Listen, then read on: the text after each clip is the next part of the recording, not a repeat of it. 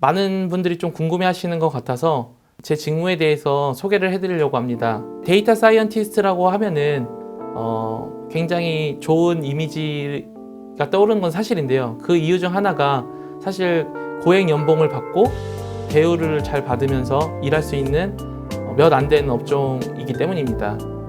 이제 미국뿐만 아니라 한국에서도 인식이 굉장히 좋은 편이라고 저 자신도 이제 생각을 합니다. 이제 데이터 사이언티스트는 역사가 굉장히 짧은 만큼 어떻게 해야 이제 그 분야에서 일할 수 있고 직업을 얻을 수 있는지에 대해서 정보가 사실 매우 부족합니다.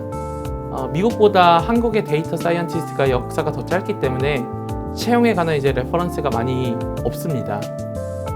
이로 인해 국내에서는 석사나 박사학위를 굉장히 중요하게 보는 것 같습니다. 하지만 미국에서 데이터 사이언티스트의 인식은 약간 다릅니다.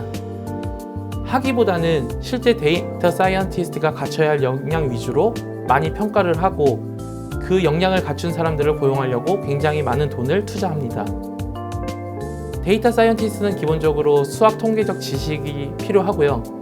그 이후에 이제 프로그래밍 능력, 그리고 실제 비즈니스 프로블럼을 해결할 수 있는 삼박자를 고루 갖춘 사람을 원합니다. 실제로 이 포지션에 지원하게 되면은 1차적으로 기본적인 머신러닝 알고리즘에 대한 수학적인 테스트를 보고요. 그 이후에 코딩 알고리즘 테스트, 그리고 마지막으로 실제 이제 이 회사가 겪고 있었던 비즈니스 문제를 어떤 방식으로 너는 해결하겠는지에 대한 사고 능력을 봅니다. 이제 세 가지 능력을 고루 갖추는 것은 사실 굉장히 어려운 일이고 많은 사람들이 그러지 못하기 때문에 최소한 한 가지 혹은 이제 두 가지를 가지고 있으면은 저는 이 분야에 취업을 할 수 있다고 생각을 합니다. 데이터 사이언티스트들은 보통 이제 수학적인 특성을 많이 가지고 일을 하시는 리서치 데이터 사이언티스트 분들이 있고요. 그리고 이제 실제 우리가 겪는 비즈니스 문제들을 데이터 방식으로 바꿔서 해결하는 비즈니스 데이터 사이언티스트로 나뉜다고 보시면 됩니다. 리서치 데이터 사이언티스트 같은 경우에는 아무래도 논문 위주의 연구 과제들을 많이 하기 때문에 박사분들을 굉장히 선호하는 편이기도 하고요. 이제 반면에 이제 비즈니스 데이터 사이언티스트 같은 경우에는 실제 이 상품이 어떻게 적용되고 그다음에 어떻게 해야 더 발전될 수 있는지를 데이터로 잘 풀어낼 수 있는 그런 사람들을 선호를 합니다. 이제 가장 매력적인 부분은 반복적으로 작업을 한다기보다는 누구도 해보지 않은 실제 문제들을 자신만의 방식대로 가설을 세워 실험을 하고 그 결과를 테스트해 볼 수 있다는 것입니다. 항상 반복적인 작업을 하는 것보다는 조금 더 내 회사에서 내가 기여할 수 있는 부분이 명확하고 회사에서 낮은 직급임에도 불구하고 데이터 기반으로 직접 의사결정을 하기 때문에 사실 기여도가 높다고 할 수 있습니다. 업무의 스케줄을 일일이 체크한다기보다는 주어진 데드라인에 맞춰서 자신이 자유롭게 스케줄을 짜고 일을 할 수 있는 환경 또한 제가 가장 큰 매력을 느끼는 부분입니다. 이제 혹시 이 영상을 보시는 분들 중에서 데이터 사이언티스트 직무에 이제 취업을 원하시는 분들이 계시다면 여러 가지 방법을 통해 취업에 도전해 볼 수 있을 것 같습니다. 이제 가장 일반적으로 현실적이기도 하지만 확률이 높은 방법은 머신러닝 관련 이제 석사나 박사 과정을 진학하는 것입니다. 미국에서는 학위가 덜 중요하다고 하지만 아무래도 석사나 박사 그 학위 자체보다 그 데이터 사이언스 분야에 대한 경험을 석박사 기간 동안에 체험해 볼 수 있기 때문입니다. 하지만 앞에서 말했다시피 무조건 이제 학사 졸업이라고 해서 꼭 이제 데이터 사이언티스트가 되기 힘든 건 아닙니다. 이제 학교를 가는 게 가장 좋은 방법이고 좀 현실적이라고 얘기는 드렸지만 이제 앞서 말한 이제 데이터 사이언티스트의 세 가지 조건 중 첫 번째 이제 수학 통계 능력, 데이터 프로그래밍 능력, 그리고 문제 해결 능력 이 세 가지 중에 한 가지를 선택해서 그것을 발전시킬 수 있는 분야에 먼저 취업을 하는 것을 추천드립니다.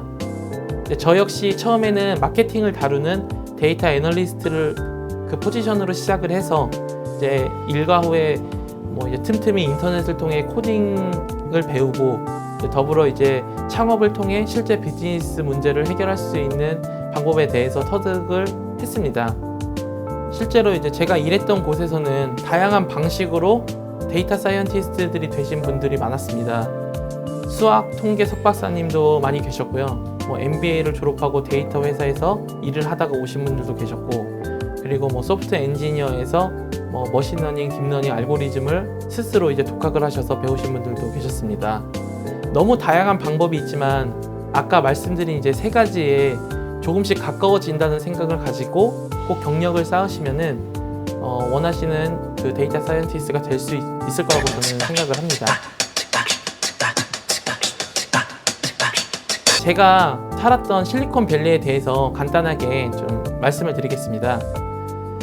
실리콘밸리는 테크업에 종사하시는 분들이라면 누구나 꿈꾸는 곳이기도 합니다.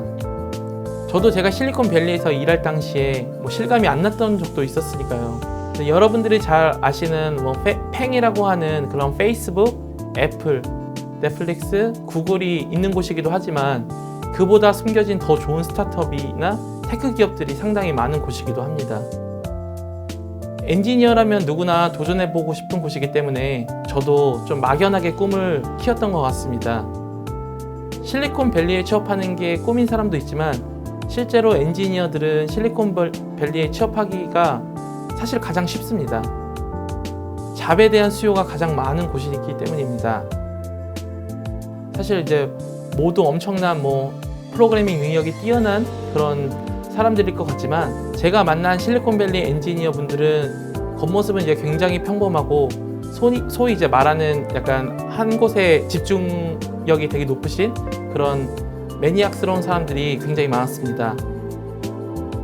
엔지니어의 초봉이 거의 하나로 1억을 넘기 때문에 엄청 대단할 것 같지만 이제 겉으로 보기에는 자유로운 복장과 꾸미지 않은 이제 공대생 이미지가 나는 사람들이 대부분입니다. 거기 있을 땐 잘 몰랐는데 막상 이제 한국으로 와서 보니 실리콘밸리의 특징이 더 잘 보이는 것 같습니다.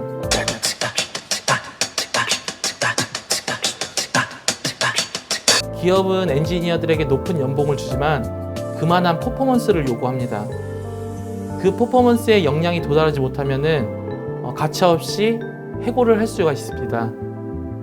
왜냐하면 미국에서는 아무래도 해고가 한국보다 좀 더 보편적이고 쉽게 이루어질 수 있습니다.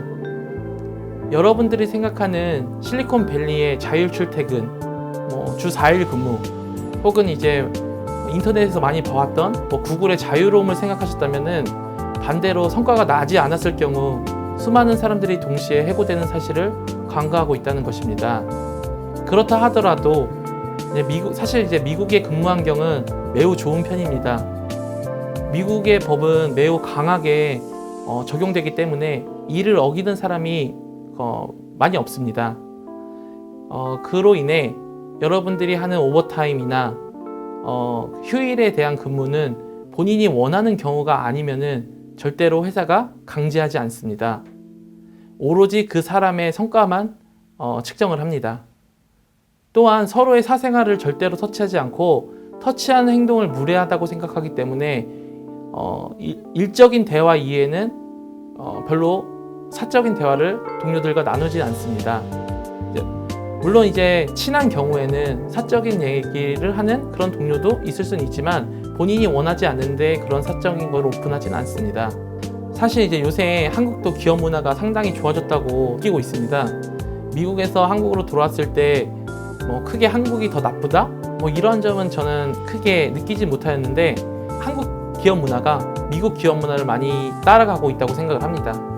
그리고 오히려 고용 안정성 같은 경우에는 한국이 굉장히 높다고 말씀을 드리고 싶습니다. 항상 이제 그런 압박을 받으면서 일을 하다 보니까 도전에 익숙하고 생존하는 데는 도 같은 사람들이 굉장히 많습니다. 또한 가장 큰 특징은 이제 아까 말한 대로 퍼포먼스에 대한 해고가 자유롭고 재취업이 활발하게 이루어지는 노동시장의 유연성으로 인해서 이직이 굉장히 활발하고 그 이직을 많이 한다는 것 자체가 크게 단점이 되지가 않습니다.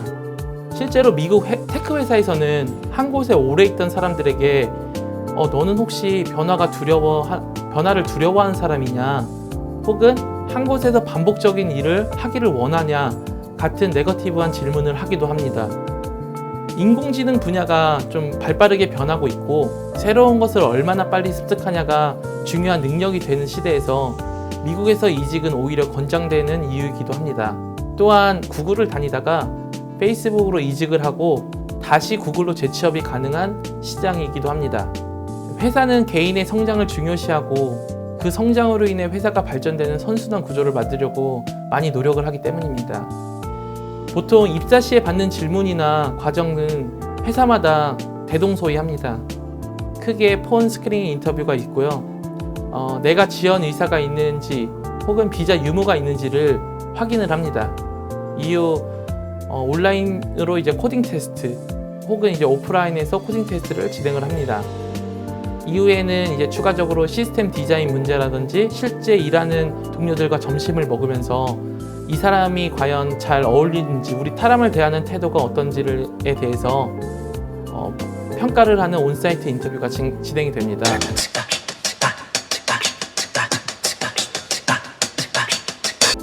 미국에서 취업을 하는 것에 대해서는 사실 득과 실이 있습니다. 새로운 경험과 미국에서의 커리어, 영어 등은 크게 본인에게 득이 될 수 있지만 금전적으로는 사실 미국의 생활비가 굉장히 비싸고 한국보다 돈을 모으기 어려울 수 있습니다. 미국에서 집값은 전세 제도가 없기 때문에 보통 월세로 많이 사는데요. 보통 실리콘밸리 같은 경우에 원베드가 2,000불이 넘습니다. LA 또한 상황은 비슷합니다. 버는 돈의 절반을 집 렌트비에 사용하기 때문에 굉장히 리빙 익스펜스가 높고요. 그 외에 이제 의료비가 살인적으로 비쌉니다. 연봉이 2, 3억이 되는 분들도 해고가 되는 순간부터 재취업이 쉽게 되지 않는다는 가정하에 굉장히 많은 부분들이 금전적인 어려움을 겪고 있습니다. 또한 한국처럼 늦게까지 돌아다닐 수 없고 모든 가게들이 일찍 문을 닫기 때문에 사실 조금 더 조용한다는 장점이 될 수도 있지만 결혼을 하지 않은 싱글들에게는 굉장히 외로운 상황이 많습니다. 그럼에도 불구하고 이제 제가 미국 취업을 추천드리는 이유는 사실 단 한 가지입니다. 국내에만 있는 것보다 해외에서 여러 사람들을 만나보고 일할 수 있는 경험은 사실 아무나 할 수 있는 게 아니라고 생각합니다. 그로 인해 이제 더 큰 세상을 보고 다양한 문화에 대한 이해가 저한테는 굉장히 큰 자산이자 좋은 경험이었던 것 같습니다. 이제 미국 취업에 관해서는 여기까지 설명드리도록 하겠습니다. 이후 미국 취업에 대한 정보는 월드잡 플러스 홈페이지를 찾아보시고 꼭 미국 취업에 성공하셨으면 좋겠습니다. 감사합니다.